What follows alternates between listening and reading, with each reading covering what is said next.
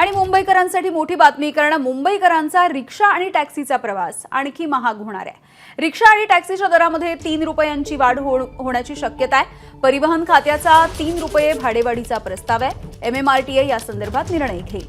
सीएनजीचे दर वाढले आहेत आणि त्यामुळे रिक्षा चालकांकडून टॅक्सी चालकांकडून सातत्याने ही भाडेवाढीची मागणी होती आहे। ठाण्यामधल्या एसी बसच्या तिकिटांचे दर मात्र काहीसे कमी सुद्धा होऊ शकतात।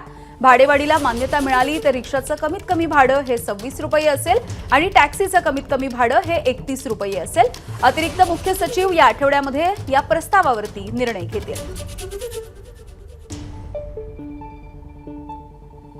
आणि याच भाडेवाढीच्या संदर्भामध्ये वांद्रे पूर्व भागामधल्या प्रवाशांसोबत आमचे प्रतिनिधी अजय माने यांनी बातचीत केली आहे, बघूयात। मुंबईत रिक्षा आणि टॅक्सीचे दर वाढ होणार असल्याच्या चर्चा ज्या आहेत त्या तग धरू लागलेल्या आहेत आणि त्यामुळे प्रवाशांचं नेमकं या संदर्भातलं मत काय ते आपण जाणून घेणार आहोत। मी सध्या वांद्रे पूर्व परिसरात आहे। आपण जर पाहिलं तर रिक्षासाठी इथे मोठ्या प्रमाणात प्रवासी जे ते रिक्षा पकडताना आपल्याला पाहायला मिळतात। त्यामुळे नेमकं मत काय हे आपण जाणून घेणार आहोत। मॅडम, रिक्षाचे भाडं वाढणार आहे अशी पुन्हा एकदा चर्चा सुरू आहे। प्रवाशांना याच्यावर कसा ताण येऊ शकतो?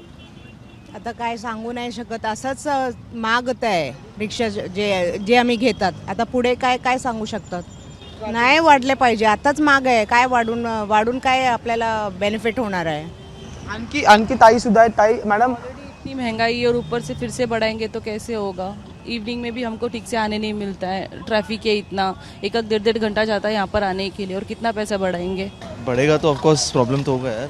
मतलब जो अभी है, पहले भी बढ़ा है शायद, अभी वापस बढ़ा रहे हैं, तो it will be a problem. Multinational कंपन्या, बँकिंग क्षेत्र या परिसरात आहे, तर हे रिक्षावाले सुद्धा 30 रुपयाची लाईन वेगळी, 40 रुपयाची लाईन वेगळी, असं इथे भेदभाव केला जातो। आणि लोक म्हणजे आहेत, देणारेही आहेत 40 रुपयेपर्यंत, तर ते त्यांची वेगळी लाईन असते। आता सध्या हे बंद झाले, नाहीतर इथे याचं प्रमाण जास्त आहे।